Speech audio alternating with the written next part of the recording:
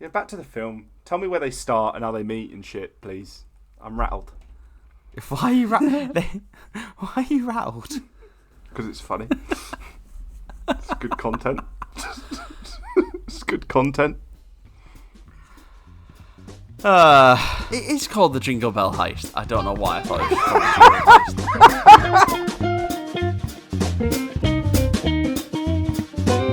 I am suffering from a terrible, terrible cold. I may not make it through this record. There's no way around it. We're just gonna live with it. I may not survive. Welcome to the Christmas Trilogy number 2. This time, it's our favourite. It's my favourite of the Christmas episodes. It's the Netflix choice. And this year, it's the Netflix dumpster fire. I don't like that. This year, can you read? This is rubbish. This is a whole rubbish intro. Do something completely different. There is nothing different I'm doing. I didn't. This, as I said, this cold is terrible. It's really. I didn't mind it. What do you two do the intro? No. Nah. You're the witty one. I'm putting all of my energy into this. You're doing a good job. Welcome to our Christmas Trilogy number 2. This time, it's the Netflix choice of the trilogy. James's choice as well. The Jingle Heist. This is worse. And that's not even the name of the film. Yeah, it is. The Jingle Heist, isn't it? Jingle Bell Heist. Oh, fuck off. This time, it's the Jingle Bell Heist. Perfect. I'm joined by Chandler Monk. Hello. James Robbins. Hiya. And I'm Alex Clinton. It's going to be a cold one in both my throat and in this film. That was terrible. I just like how in one intro you've caused Chandler probably an hour's worth of work. By being off form, it's quite incredible. Yeah, we are back. I am ceremoniously choosing the Netflix movie again. Last year it was Hot Frosty, and on the Hallmark train again this year, as Alex said, Jingle Bell Heist. I'm thoroughly enjoying this little quirk of our Christmas series. Ready to do it again next year. But first, you're going to have to take that pause out, so I'll say it again. But first, as always... Do you know how last week, as I was editing, I literally sent a message to you guys going, guys, the editing is so much easier now that we just record as live and there's no breaks. This, you literally the next record, you've gone, fuck that. Let's make Chandler's life a living hell. Look, you're never going to become editor supreme unless we make you edit. You know, so we're helping you. We're helping future you. And then future you will help us. So... If you didn't interrupt there'd be even less of an edit. And I'm just going to ask, other than next episode where you're just going to say, I edited every day and didn't get a chance to watch anything, I'm going to ask you now, Chandler, what have you been up to? What have you watched? I haven't actually watched that much. I think I said this last pod, but me and Charlotte started a re-watch of Stranger Things from the beginning. No, not Slow Horses. There's no more Slow Horses. That will come up again in a year, all right? Did they get taken out the back? And brilliant. We started a rewatch of Stranger Things. We just finished season 1. It's very good. So hopefully we can finish 2, 3, and 4 by Christmas Day. It's quite a task for us. I'll just hit my mic. Quite a task for us. Are you up to date on season 5? We're both very busy. Yeah, we're up to date on season 5. But then after that we were like, let's just rewatch it from the beginning. It's very good. Alex, by the way, just if you're going to laugh out loud, because this is an audio medium. Just a reminder. He laughed a lot a minute ago, but it was silent. You. I laughed. I laughed out loud. It didn't come through. I apologise for... Did it come through on yours, Chandler? I wasn't listening. I was concentrating on what I was saying. Hopefully it'll be on your Audacity, it's fine. Maybe. Nice, just... the momentum. Fuck it. So yeah, it is really good. Lots of little like Easter eggs and things for future seasons that you don't really pick up on until you go back and rewatch. So that's good. But that's been about it. The only other thing that's been going on is I'm slowly recovering with my wrist. It is getting better. I sort of tried some movements in the gym with it, just like 1 rep or something with like really light weight. James is making a wanking sign at me. But no, I can sort of feel it getting better. So it is very in character. You can feel it getting. You can feel it getting better, can you? That is very true. Yeah. Feeling more normal.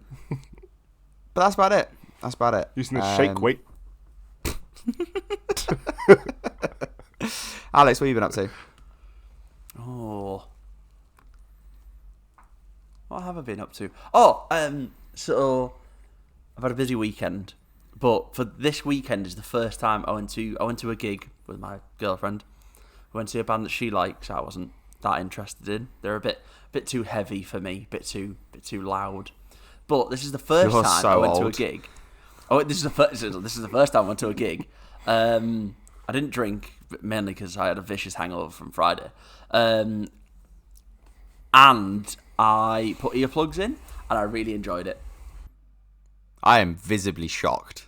No, I get it. I have often been stood at the front of concerts and gigs, and you're like, I actually can't discern the music that well because it's too loud.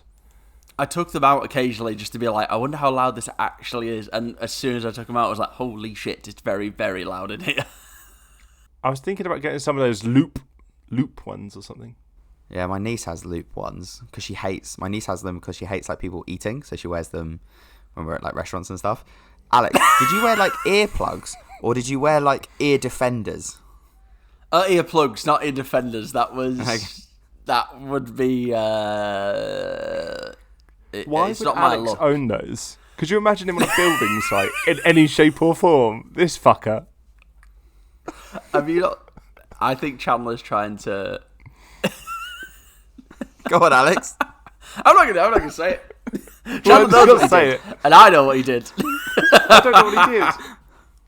Alex may have autism, as we've said on this podcast before. He's trying to insinuate that I have sensory issues to sound. Yes. There we go. That is genuinely it. Whereas the reality is, I was wearing little earplugs so that I could hear things for the next couple of days. The funny thing would be if you wore like earphones like we're wearing now for the pod, but listening to other music as well. Someone do that. No, do that at a concert. It was really listening good. to other music. I don't know, but I'd like to think they just had really bad rhythm and they were listening to other music. Imagine going to a gig with someone and you don't like the person the gig you've gone to see, so you're like, I'm gonna listen to my own gig. You're just like, yeah, it's really the ambiance. But that's like silent. That's like, you guys ever gone to silent discos? No, I haven't. I can't imagine. I know of the thing. They're good fun because they are. The best bit is to take your headphones off take your headphones off and listen to people dance in a silent room or sing along to random songs in a silent room with no actual music. That's the best bit of a silent disco. That would give me the not the ick. That's probably not the right word, but it would just give me I'd be so self-conscious about dancing after I heard that because I'd just be thinking, oh my god, people can just hear my squeaky shoes, and I'm just that's it. That's the point. It sounds like I'm perpetually falling over in a fucking cupboard. That's what it sounds like. I imagine it sounds like a basketball court if you took away all of the punters and the ball, and it's just heavy breathing and squeaking. James, what have you been up to? I have also been watching Stranger Things. Not a rewatch, just watched a little recap. I don't have time to watch the whole series from start to finish. I've got other things to do. And yeah, watched season 5. A lot of people are saying it's amazing, and it definitely is good. Are you up to date? A lot of it is really... Yeah, I'm up to date. A lot of it's really cringing me out. Some of the line delivery is horrendous. Some of the characters are really annoying. If you hate things that are cringy with terrible line delivery, you're going to hate this film. Yeah, I was literally just thinking that. My dear sir, thinking that. It's all about expectation.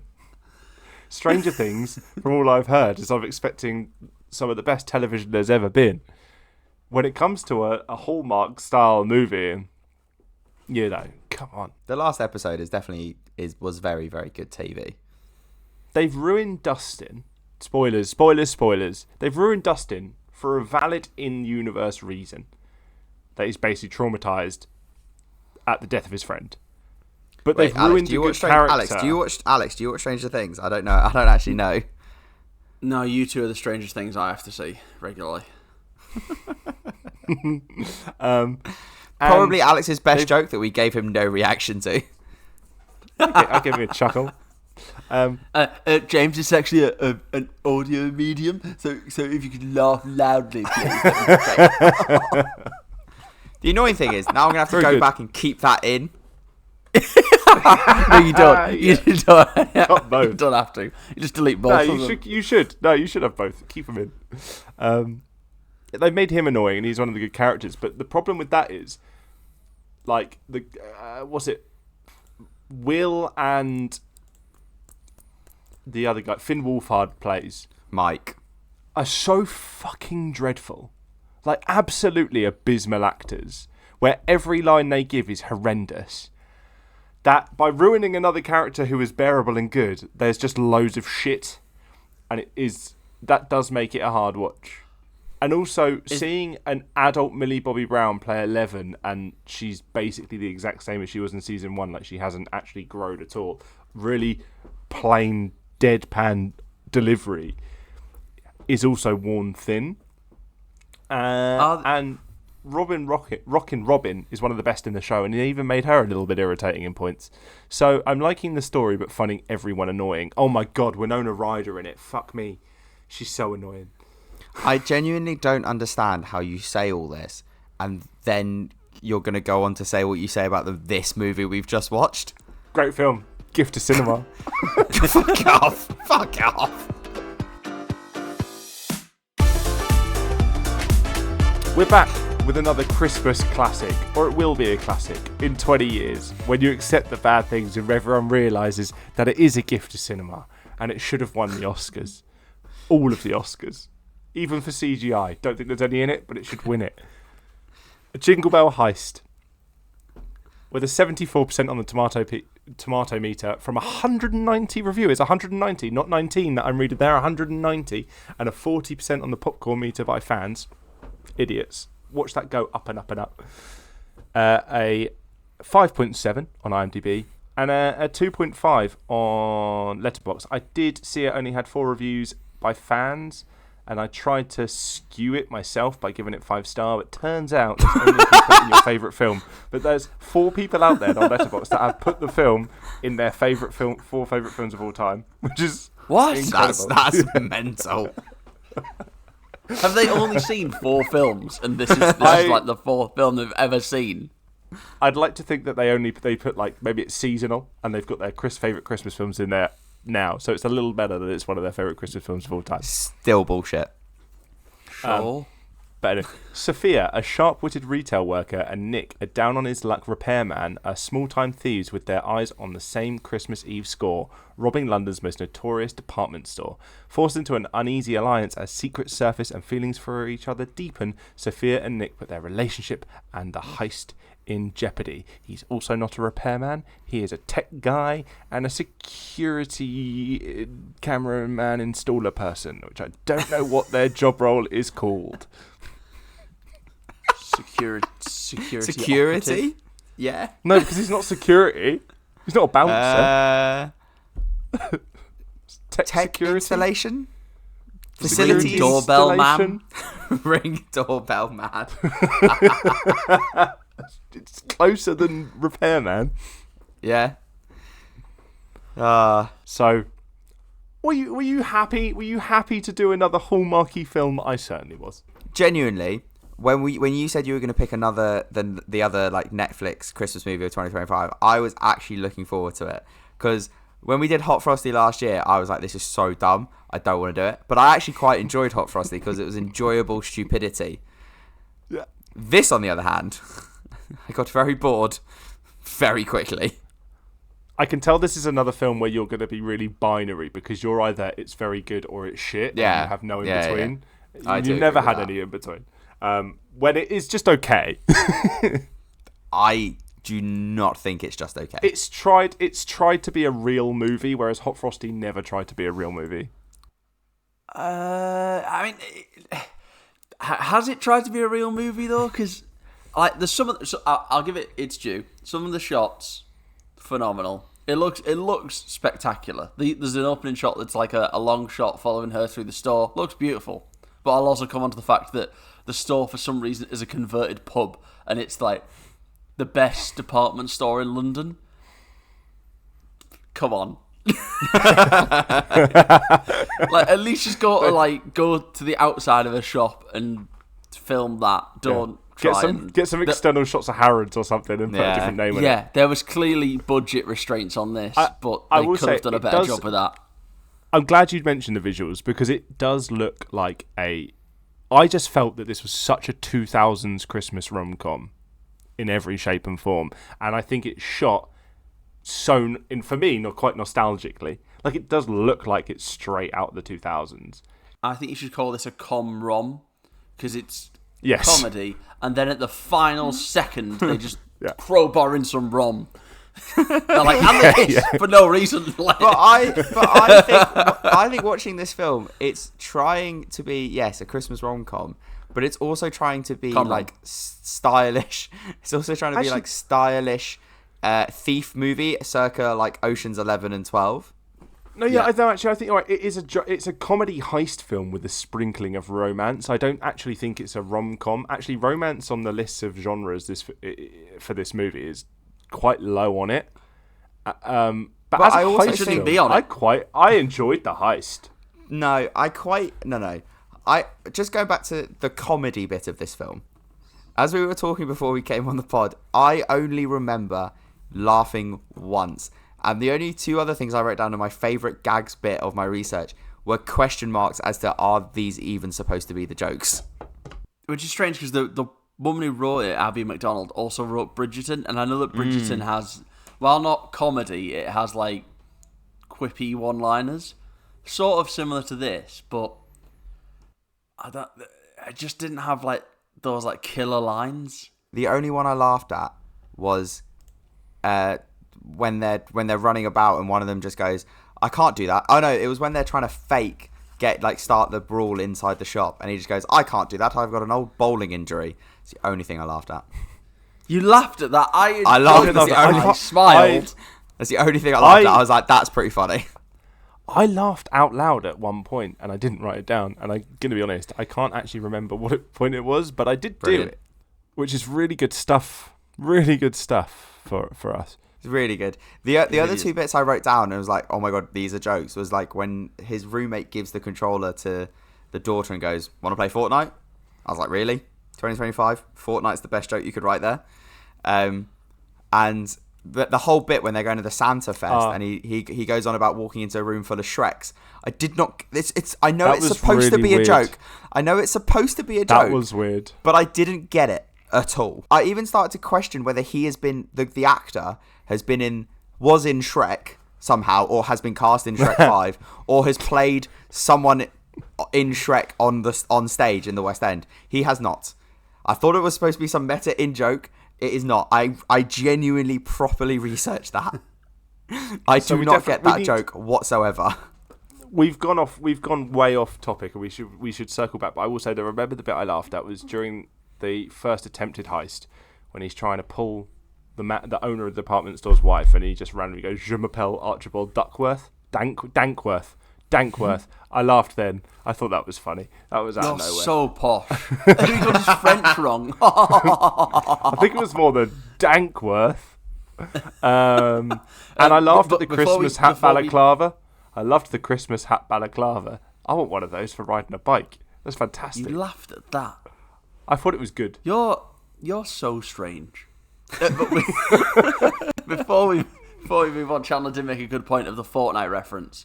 This was originally written in 2022 and put on a blacklist by Netflix to be made at a later date. Even Fortnite in 2022 is still a bit outdated, let's be honest. You play. It's the only game you play. I do play Fortnite, but I know it's outdated. I am 30 years old. I play Fortnite. because it's the only game. It's the only game where I can like chill and chat to my mates while playing a game. I only really play it because it's social. Like, because if I play FIFA against my mates, I don't have FIFA anymore. I haven't bought it in like 3 years. You're so concentrated on the match for the 10 minutes that you don't talk to your mate. It's not social because you're like, I cannot lose this. I need to cut you just going, I'm 30 years old. I play Fortnite, because it's like you're at an AA meeting. You're so disappointed in yourself. I just need to use it as a gift that just says, I'm 30 and I hate my life. Yeah. That's what this podcast is for, just therapy for all of us. It is. This worked. I realised that my life is bad, but I could be 30 and playing Fortnite. Brilliant. Right. Should we actually talk about the plot a little bit and how they get there? Okay, I will talk about. The one word I have for the plot as a whole is predictable. Yes. The whole film. There's a couple twists. No bullshit. I watched this film with Charlotte and I said that's gonna happen. That's gonna happen. It's so predictable. So, Connor Swindells from Sex Education fame is playing Nick. SAS Rogue Heroes. SAS Rogue Heroes, yeah. He's... Oh, fuck. SAS Rogue Heroes is not better than Sex Education. Fuck off. No, we know him. We know him from Sex Education, but he is better in SAS Rogue Heroes. Don't care. One's a better show. I've never seen Sex Education. You've never seen Sex Education? Mr. Wankalot not referring to a show about sex because he's the horniest motherfucker alive as well, and is ridiculous and off-brand. And Connor Swindell's character is... he's in it immediately, isn't he? He's in the condom scene instantly. What, in Sex Education? Yeah, he's in the whole thing. And he's in the whole thing, but I think he's the first character you see. It's so up your street. You'd freaking love it. All right, back to this film, James. This is a terrible day. Back to the film, James. And it was all good because I watched this fantastic movie. But James, you've written down in the running order that we should talk about the low-key good cast. This is not a low-key good cast. This is possibly one of the shitest casts I've ever seen. When I saw Peter... There is Connor one... Swindells, Lucy Punch and Peter Serenovich. I was like, what? Okay. Name me another film that Lucy Punch is in other than Hot Fuzz. Go. She's in Lemony Snicket on Netflix. That's not a film. But it's good though. Don't look it up because I can hear when you type on the mic because it's so fucking loud. Go on, another film, please. Bad Teacher. Yes, she is in Bad Teacher. Actually, fair enough. Exactly.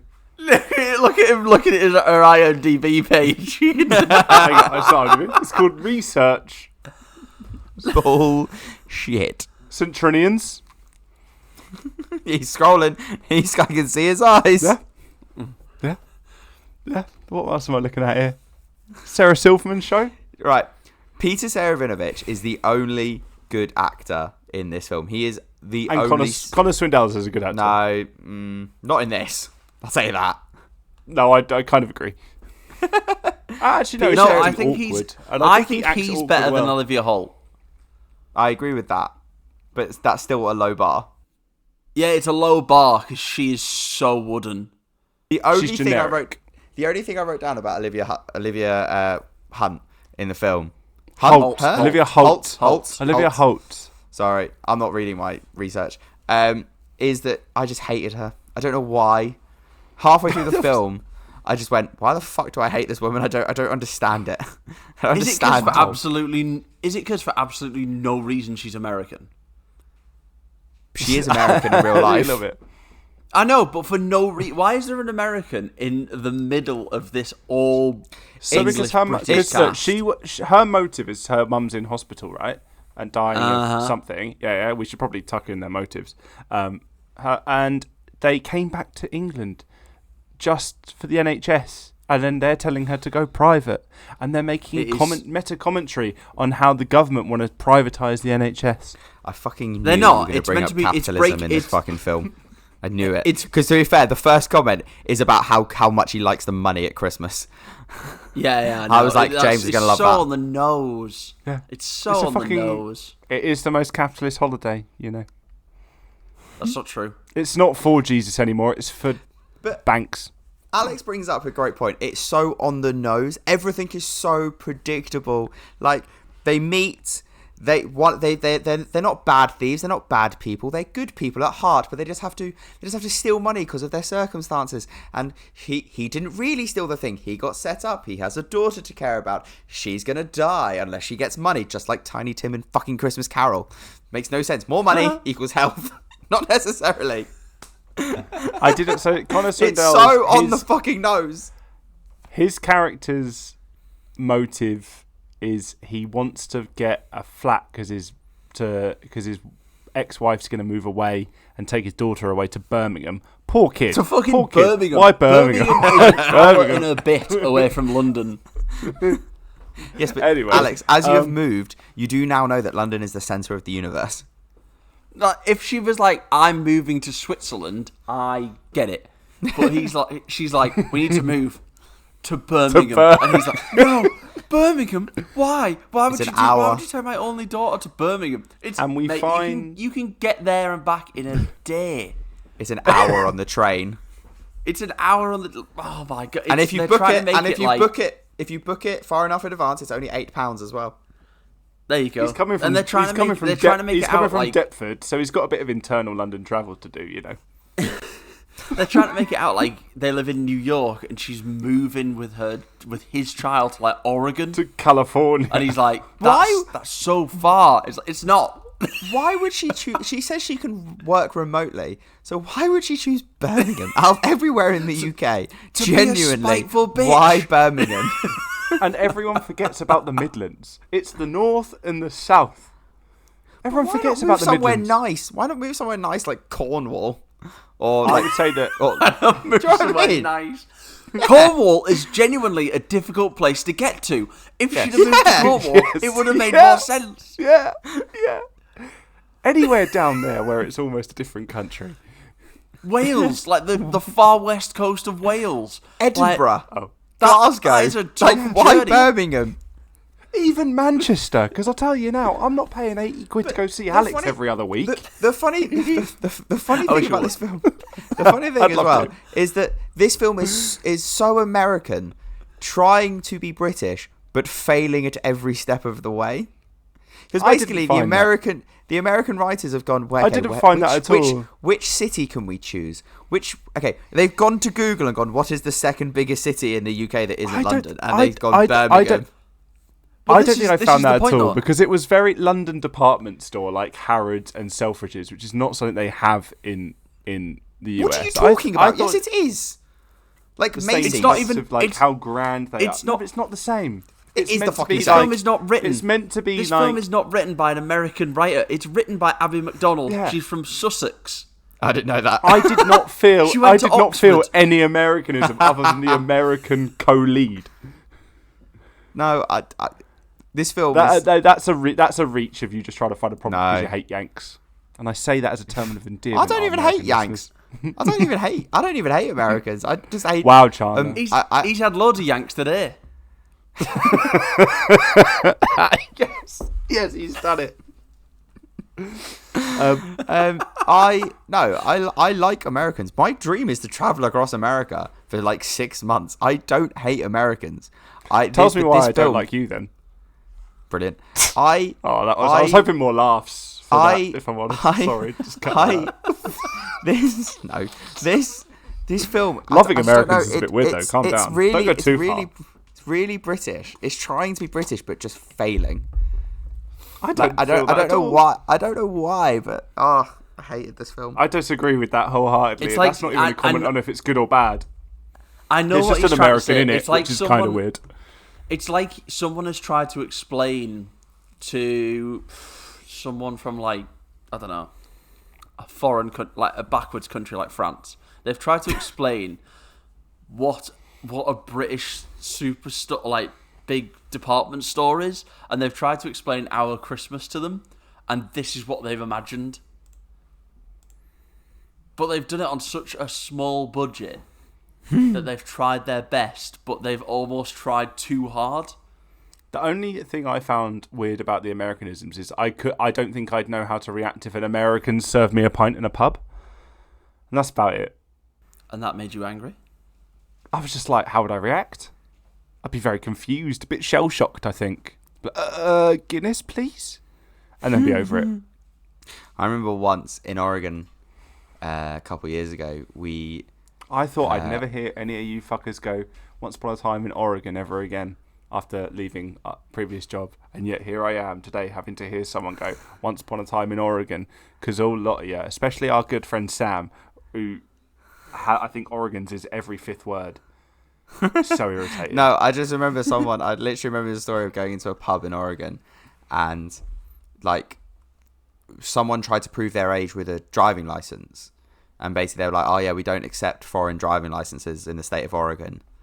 And we were like, what the fuck do you mean? Like, we're all like 25, 26. We can fucking drink in the States now. Give us a drink. And he was like, no, we can't accept British licenses. You know, my mum's from England. She's a Brummie. But I can't do it, I'm sorry. And I'm like, fuck off. Give us a fucking pint.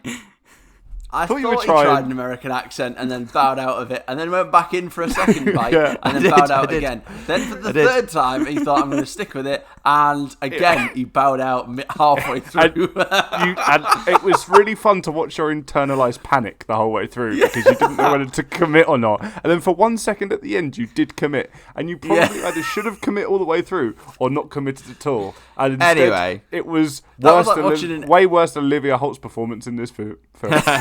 Yes, that's why I'm not a highly paid actor. You're trying to be. Oh, if only. If only. Aren't we all?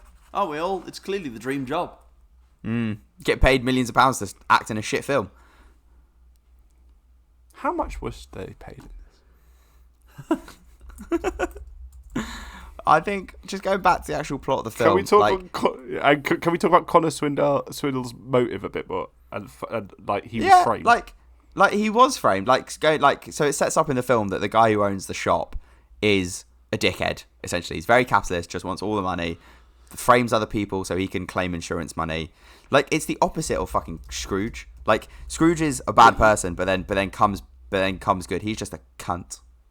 But he wants all the money because the opening line from him is, look at them all spending the money. That's it. Spend the money. Money, money, money. Yeah, that bit was horrendous. Money.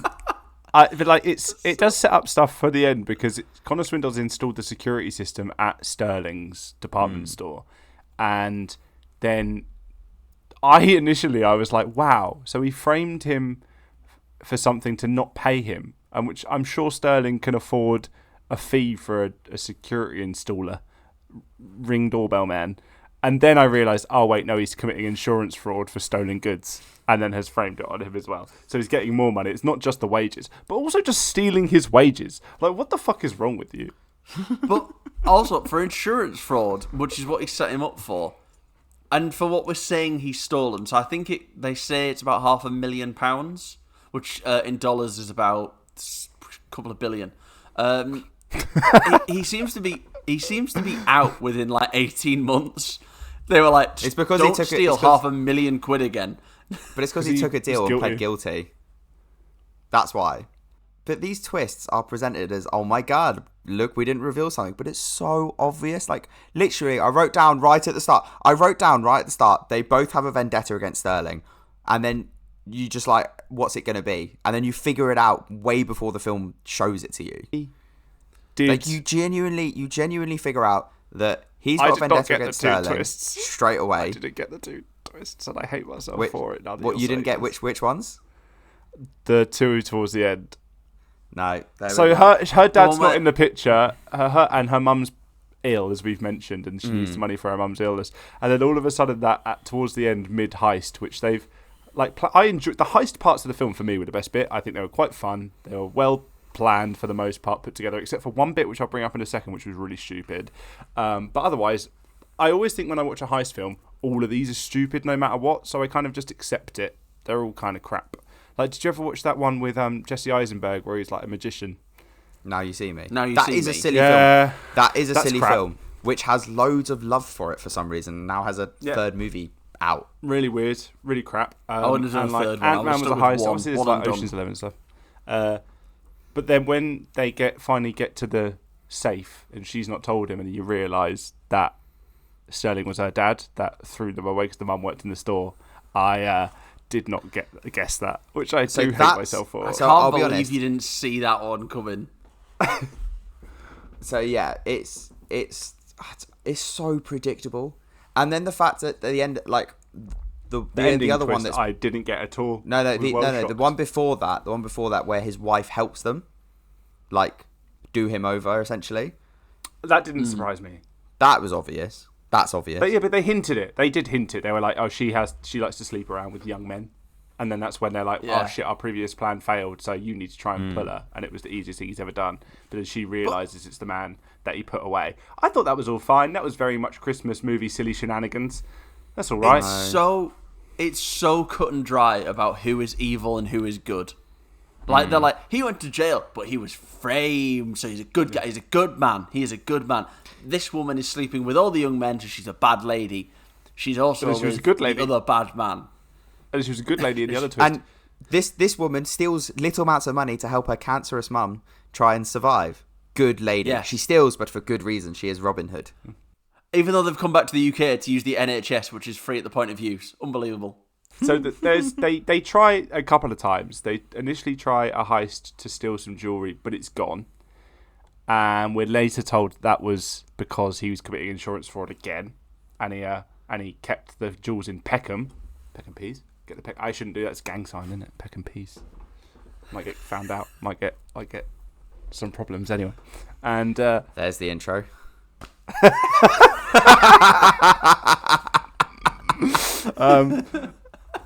and then they try it again, but this is the one thing because, like, I don't know what you guys expect from a Hallmark style Christmas film. I don't know what level of cinema you're expecting. I will admit that fair enough, it's a bit mid, but you expecting it to have twists out the wazoo that are really complex is absolutely a ridiculous No. expectation. I'm not expecting that. I'm just expecting to have fun with the movie. So I did. I had like fun. some objectively terrible movies, but You I like still lots have of shit fun. films. Home Alone? What?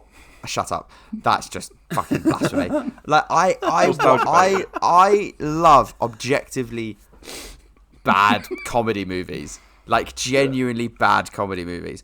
But just because they're fun, they know they're stupid and they have fun with it. This film knows it's stupid, but also tries to take itself slightly seriously, which does not work. And the one thing about this movie that we've not actually spoken about. This sounds like your take, considering Chandler. maybe, but the one thing this movie that we've not actually spoken about, it does not give any Christmassy vibes. This doesn't feel It Christmassy. does. Oh, so It that's does. No, it doesn't. It that's does. the point I was It does going feel to. It did for me. I felt Christmassy. Did not Did feel you not Christmassy see at all. Christmas for the setup. the whole budget that they fucking blew on decent Christmas trees? Yeah, there was loads. Like, They couldn't have a people- nice exterior shot of the store, but they could have about 75 very nicely done Christmas trees. But the whole thing of like, you know, people debate whether Die Hard's a Christmas movie, right? That Die Hard is feels Christmassy. No, it's not more. Even though it's set in an action movie in Nakatomi Plaza. No. It does not feel Christmassy. Let's do this now because it's a point I didn't put in the running order, but I want to do it. Is like Christmas films that are Christmas films or Christmas films that are films at Christmas. Die Hard. This is a film at Christmas. Die No, Hard no. is a film at Christmas. This is a Christmas film, No. mate. The whole This is thing not a Christmas is film. about This is not a Christmas capitalism, and needs Christmas to work. No, it doesn't. It needs It Christmas does not need Christmas in a to work. department store. No, it bullshit. To It work. needs Christmas to work. It does not need Christmas to work. They could have tried and stolen any of this at any night of the This is year. a Christmas film. This is a Christmas film. I will concede that on the film at Christmas to Christmas film spectrum, it's definitely flirting nearer the middle, but it is a Christmas film. You're so wrong. So wrong. It's not Rudolph. Die Hard. It's not Die Rudolph. Hard. Die Hard needs Christmas to work. It needs the Christmas party because he needs the hostages, right? This is a film at Christmas because it doesn't need the Christmas Eve. It's a terrible movie. I think this film needs Christmas because without it, could you imagine how stupid this would be if this took place in March? When you're sat there watching this film and just guessing everything that's happening. There's just but you fucking haven't Easter got eggs everywhere. you haven't got like beautiful beautiful scenery to look at. You're just looking at these two fucking idiots. Like, we need to deal rob with- Harrods, and there's not many people there. yeah. Oh, actually, in a I recession. did laugh at when they're trying to get away from the two security guards, and they're like, "We're gonna jump on this roof and slide down," and then they jump through, and it just goes. They go straight through the roof. That was a beautiful bit of that was a wonderful slapstick. classic. Wonderful classic. But then, Perfect classic. Again, with these movies, they just lie in the presence and don't actually try and get away. They're like, I'm so dazed and confused. What are we going to do now? It's so slow.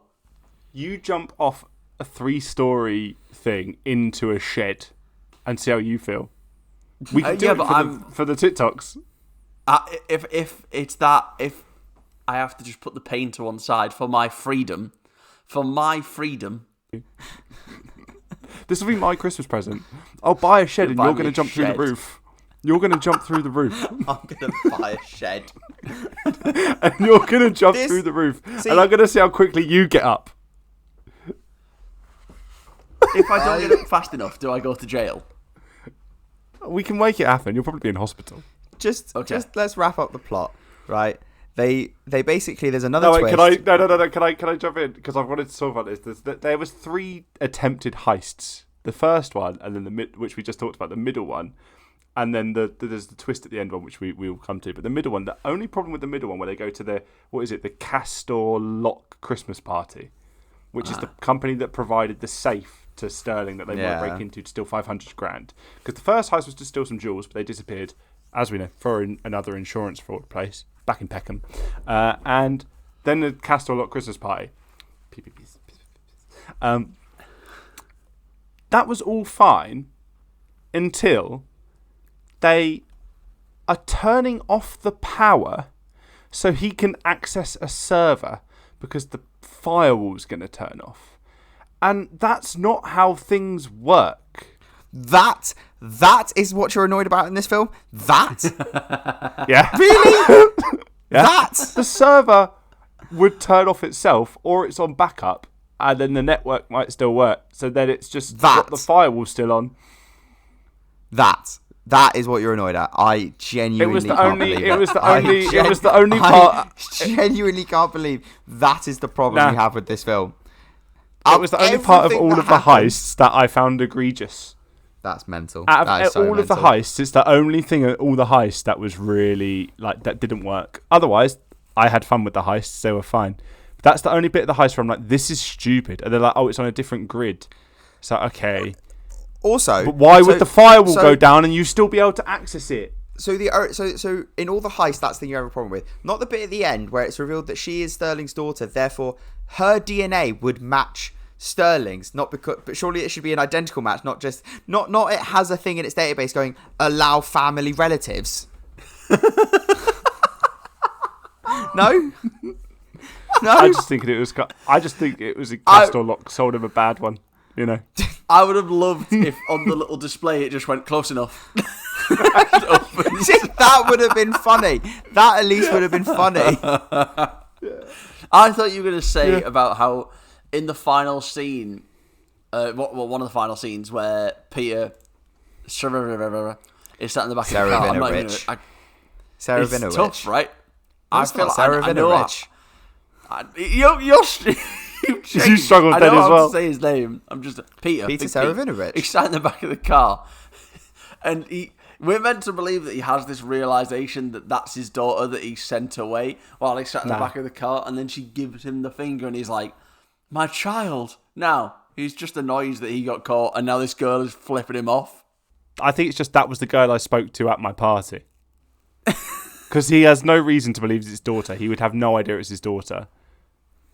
Yeah, but No, this you is can- the bullshit. you can of make Well, an actually, argument. no, he will. You can but make he an will you can make an argument because he she's knows someone framed. got They in the framed safe. them. Yeah, they framed them.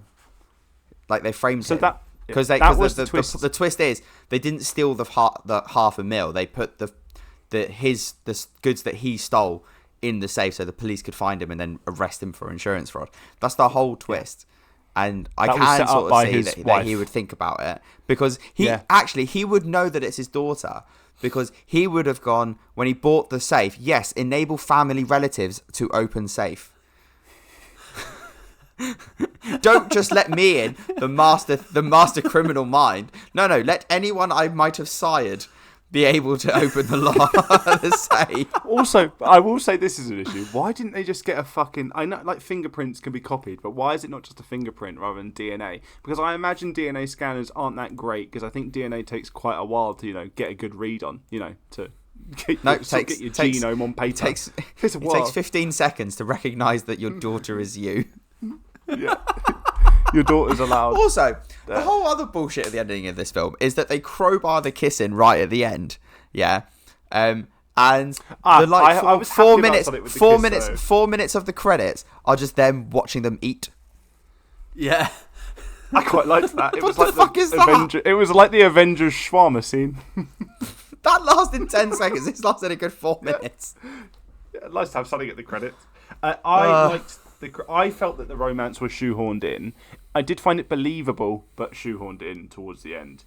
But the kiss I liked because she kissed him, and normally it's the guy kissing the girl, and that was only because his character, his character was so awkward. Is the only reason you like the romance story. It wasn't even about the female empowerment. It was more the fact that it was in keeping with Nick's character because he was nervous and dorky and fucking coward. Yeah, he can fucking commit major crime, grand larceny, but he can't kiss a girl.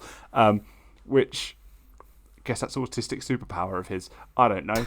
But he had the opportunity to kiss her like 4 times. That when I wrote down. I didn't have a chuckle chart. I had a cliches chart, and I couldn't think of a alliteration, so that all that was going around my mind, and I kept laughing because I kept thinking cliche Clark.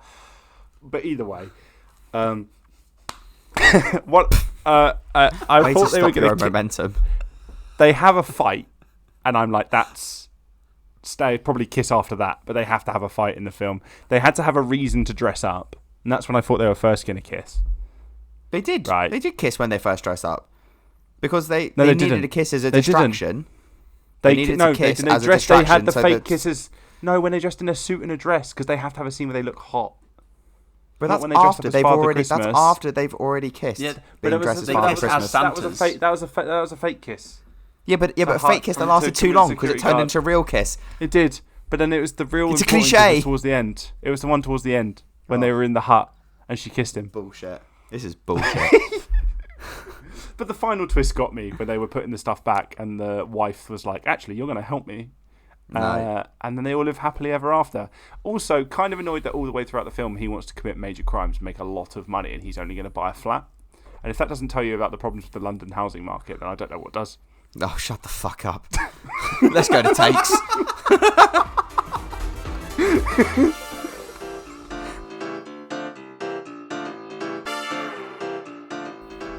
Right, it takes time, and I can't remember how we did it last week. Was it the big a big bag of snowballs? I think it was a Santa sack, wasn't it? Oh, Santa's sack, of course. Who's going to come in Santa's sack this last time? Was it? Who's going to do Could what be. in Santa's? You heard. I said what I said, and I meant what I said. It's going to be Chandler. Okay, yeah, I'll go first this week. Because the Santa sack has decided. Look, I don't think it's been any. I don't think it's going to be too out of the blue. What I'm going to say my take on this film is bad. This film is terrible. I might even go far as to say this is the worst film we've done in the whole of our podcast. The problem with this film is that Home Alone. Shut the fuck up. The problem with this film is that it is so bad, it is so predictable that it's not even fun.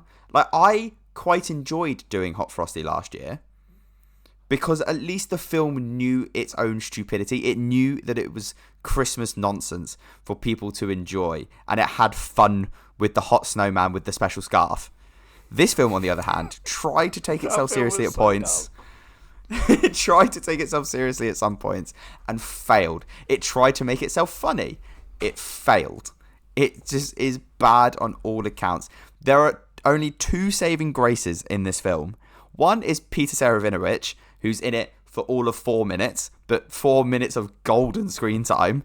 And the other thing is that it's only an hour and a half. If this film had dragged on for 2 hours, I would have shot myself in the fucking face just to get out of it. This film is so bad, terrible. I think the only reason that James actually likes this film is because it plays his favourite Christmas song. That is my take. And I don't care what James is going to say in his. You will never convince me that this is a good film. It was a waste of my fucking time. Wow. As much as this podcast is. Did you have a bad day? No, I didn't actually. I had quite a nice day before this. Okay, just checking. 'Cause sometimes, you know. I hit 4 PRs in the gym today, and this film fucking ruined it. Ruining it. Ruining it. Fucking did. Shit film. Shit acting, apart from Peter Serafinovich. He was in it for 4 seconds. Yeah, and the best 4 seconds the whole hour and a half. Alex, what's your take? Netflix is the new Hallmark. That's where we're at now. That's Yes. the timeline we're on. Every year they've got a wheelbarrow full of these Christmas movies. They're just dumping 3 or 4 a year. I don't know what the budget was on this one, but I feel like it was high and they misspent. They misspent on the cast, I think, more than the actual. I think someone should have taken another run at the script at some point. But I think the key factor we have to judge it on, was it better than Hot Frosty? I don't think so. Even though towards the end of the film, when it's all getting wrapped up beautifully, I did feel a bit more Christmassy. Throughout the film, I didn't feel Christmassy at all, really. But then towards the end, I started to feel it. I had a lovely, warm, Christmassy feeling. I'd guessed pretty much everything that was going to happen. It was like watching a children's quiz show. I was like, I know all of these answers. I think selling it as a comedy is a mistake. I don't know what I'd sell it as, but a heist comedies, a heist, yeah, because there's 3 of them. Well, I could tell you there is a heist in this. I can't tell you there's comedy. But again, because it's a Hallmark movie, that's probably what we have to judge it on. There will be some people's comedy in this. They will watch it and be like, that is the funniest thing I've ever seen. Now, who's up for another episode of Countdown, everyone? They might love it. But, yeah, I had the Christmassy feeling. I don't think it's better than Hot Frosty. Would I watch it again? Will I watch it next Christmas? No. That's definitely the correct thing. James. Yeah, I had an alright time with it. I enjoyed it for what it is. I wasn't exactly super focused on it, so I did miss the twists. But I wasn't trying to find the twists. I was just trying to just enjoy it. My brain was empty throughout this movie for the most part. Although it is the first time I've taken notes in about fucking, I don't know, 8 episodes. I don't know, something like that. Just going in raw with these films and onto the podcast. Raw dogging a podcast record. It's fine. Is it better than Hot Frosty? I think it's a better film than Hot Frosty, but it's not better than Hot Frosty.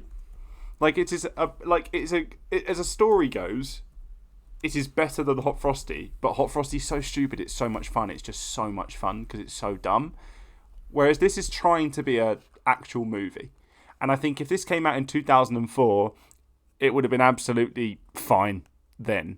We don't get enough of this type of movie, and we don't get enough good ones. Unfortunately, this probably isn't a good one. I was quite excited to watch Connor Swindell's. I've not seen him in SAS Wrote Heroes, but I've seen him in Sex Education, which is a great show, and he is very good in that show. But, yeah, I think it's a heist film. The heists are fine. Whenever I watch a heist film, I'm always disappointed, generally. I think that they're often just, like, none of it would work. None of this is possible, and I don't believe it. Because this was a Christmas film, I had no expectation for the heist to be well thought out and good, but I thought they were fine, and I quite liked those parts of the movie. Was there the comedy? Did the comedy hit that much? Not really. I laughed a couple of times, at most. The romance feels natural in regards to that's what you expect in the film, and you know it's coming, and it needs to happen. but it does feel a little shoehorned in when I don't think it needs to. I think it could have been fleshed out a bit more throughout the movie. It's rated like a 5.7. Let's say a 6 on IMDb, right? It's ranked middle of the road on Letterboxd, and it's ranked middle of the road on Rotten Tomatoes. It's ranked middle of the road everywhere. Chandler's always very binary. If something's bad, it's the worst thing he's ever watched. If something's good, it's the best thing he's ever watched. That's so not true. Not true. You literally agreed with that statement in this podcast. No. This film is Marmite. This film is Marmite. That's the statement I agreed with. You either love this film or you hate this film. But I am not binary on all films. No way there's people out there who love this film. No. I think this film is just there will be. Fine. Wouldn't go out your way to watch it. If you like watching a Hallmarky type film at Christmas, go for it. You may as well. You might have a good time. You might have a terrible time. I don't really care. It's Christmas. Please watch weird Christmas films. Please watch it and then come back to us and find the positive in Olivia Holt's performance. I thought she was fine, generic American love interest in a Christmas film. Generic. At least Connor Swindles is trying to do something with the awkward character that is made, who seems to be super awkward but happy enough to commit major crimes. But either way, people do crazy things when they're aggrieved and want revenge. Yeah, this film's just fine. I just think it should have been sillier, like Hot Frosty was super silly. Yeah, I agree. It should have had more fun with itself, and it didn't. It tried to be serious. I think for the fourth take, we should maybe dabble in the Lindsay Lohan Netflix Christmas film they also released this year. Because why not?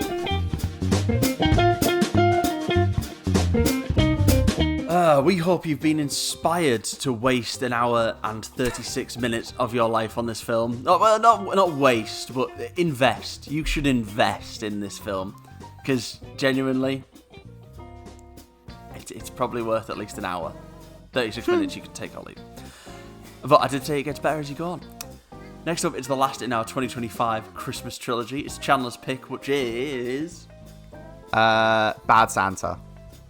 Oh, interesting. Interesting. That's goodbye from James. Goodbye. Chandler. Police nabbed me, Dad. Someone's been on Twitter, on TikTok. Bye. Merry Christmas. And it's goodbye from me. And the advice this week is very simple. Untick the friends and family option on your home security. Goodbye. Can't believe that's where my dad's been since I was 9. Police nabbed him. Please don't forget to rate and review the podcast on your platform of choice. It really helps us grow. Make sure to follow us on our socials and our individual Letterboxd accounts. The links can be found in the description or at www.hop.bio/3takes or search for 3 Takes of Stupidity on most platforms. We're most active on TikTok, Instagram and YouTube. Please send us your film and trilogy suggestions to our Hop page on social media, or you can email us at 3takesofstupidity@gmail.com. Thank you and hope to have you back.